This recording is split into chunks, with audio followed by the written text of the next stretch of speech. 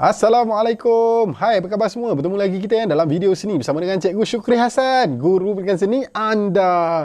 Okey, video kali ni kita nak buat projek pada unit 8 tahun 1 lari sang tikus, lari. Okey, kita nak buat topi sang tikus macam ni. Okey anak-anak. Nampak tak tikus cikgu ni? Okey, dah siap dah. Okey, jadi ini yang kita akan buat sekejap lagi. Anak-anak boleh ikut tengok bagaimana cikgu buat daripada A sehingga Z. Kemudian anak-anak bolehlah buat untuk projek unit 8. Lari sang tikus, lari. Okey, apa lagi? Jom kita berkarya.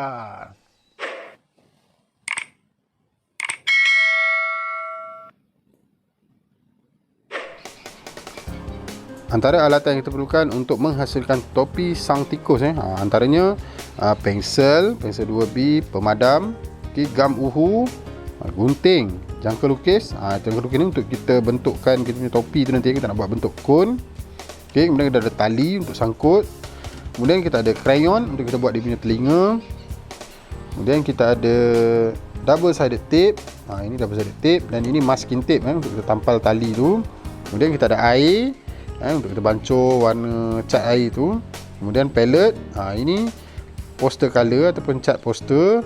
Kalau tak ada cat poster, cat air pun boleh.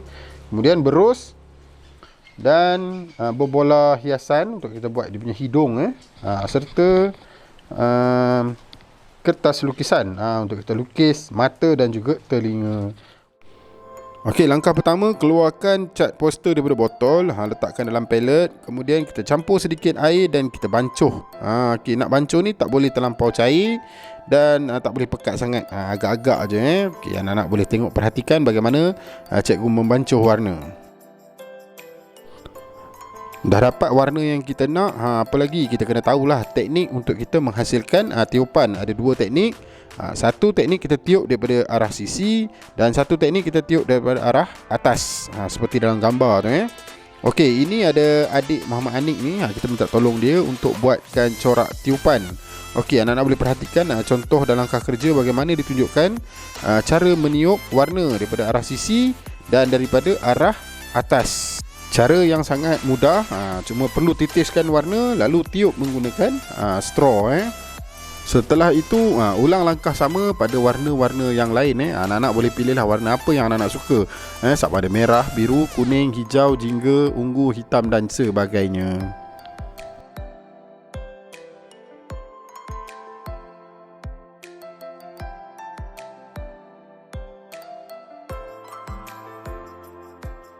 Selesai sahaja kita meniup warna, kita biarkan kertasnya kering seketika.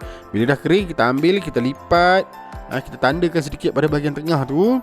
Okey, kemudian kita ambil jangka lukis. Kalau ada jangka lukis, kalau tak ada jangka lukis, kita boleh agak-agak saja Yang ini tujuannya untuk kita buat garisan melengkung seperti huruf D tu Okey, anak-anak boleh perhatikan bagaimana yang cikgu tanda dengan pensel tu ada garisan melengkung. Okey, garisan tu kita ambil gunting. Kita gunting kertas bercorak ni pada bahagian yang ada tanda garisan melengkung tu. Tujuannya untuk apa? Untuk kita buat bentuk kon pada kita punya kertas bercorak tiupan ni. Okay, anak-anak perhatikan kemudian kita terbalikkan pada bahagian belakang. Kita ambil double sided tape. Kalau tak ada double sided tape ni, kita boleh guna gam Cuma cara cikgu tunjuk ni lebih mudah dan cepat. Okay, perhatikan bagaimana kita nak bentukkan dia menjadi bentuk kon. Okay, kita buka double sided tape tu, kemudian kita tampal sajalah. Okey, anak-anak sebelum nak tampal ni, sila ukur dulu ikut kepala masing-masing. Tak naklah terlampau besar ataupun terlampau kecil, nanti tak muat pula kan. Jadi agak-agak ikut saiz kepala masing-masing. Okey, dah dapat macam ni, apa nak buat? Kita keluarkan satu lagi kertas lukisan untuk kita lukis mata dan juga telinga. Cuma pada mata ni cikgu gunakan marker pen ataupun pen penanda, dan untuk telinga nanti kita gunakan krayon, sama seperti yang dicadangkan dalam buku teks.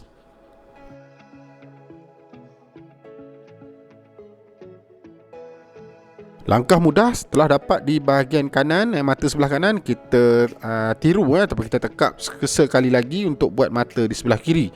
Okey, teknik ni kita boleh guna untuk bahagian telinga, sama seperti mata. Kita buat satu dulu, kemudian kita tekap untuk dapatkan bahagian kedua. Teknik yang sama, sangat mudah.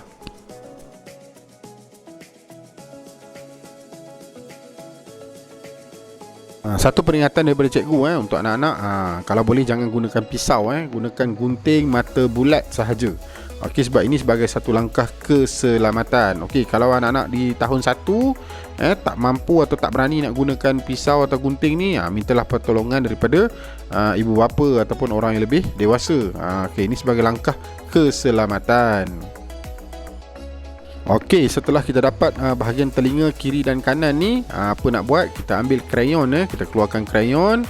Okey, kita mewarna menggunakan krayon. Kalau tak ada krayon, anak-anak boleh gunakan oil pastel ataupun pensel warna. Ikutlah mana yang mudah.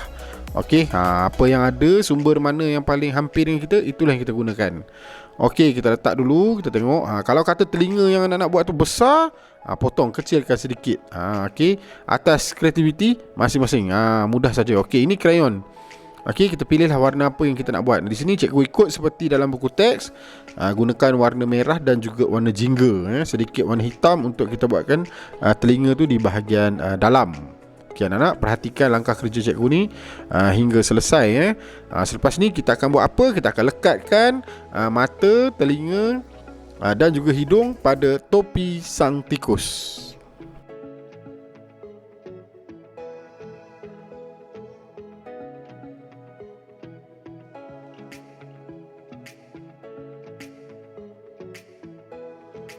Anak-anak boleh acu dulu telinga, mata pada topi sang tikus tu untuk kita ukur dia.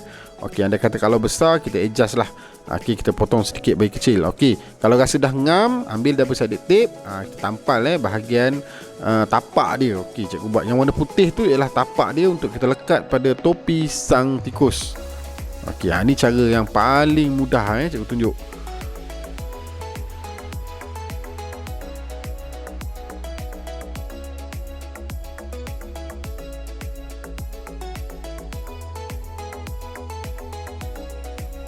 Kemudian kita ambil mata yang kita lukis tadi, tampalkan double sided tape pada belakang bahagian mata dan lekat pada topi sang tikus.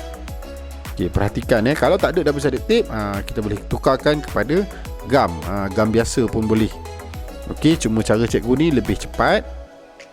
Okey, tapi tak berapa kemas. Kalau kita guna gam, itu lebih kemas. Sebenarnya terpulang pada cita rasa masing-masing. Okey, langkah seterusnya kita ambil gam uhu dan juga berbola hiasan ni untuk kita buat dia punya hidung. Mudah saja. Biarkan dia kering sedikit, terus kita lekat pada kertas. Okey, anak-anak perhatikan. Dah nak siap. Okey, tapi belum lengkap lagi. Kita perlu tambah tali. Okey, di sini cikgu letakkan tali berwarna putih. Sebenarnya tak kisah nak pakai tali warna apa pun boleh, jenis apa pun boleh. Ikut kesesuaian. Ini cuma cadangan daripada cikgu. Okey, cara nak melekat tu mudah je. Kita boleh gunakan gam uhu ataupun kita lekatkan menggunakan selotip. Mana-mana pun boleh.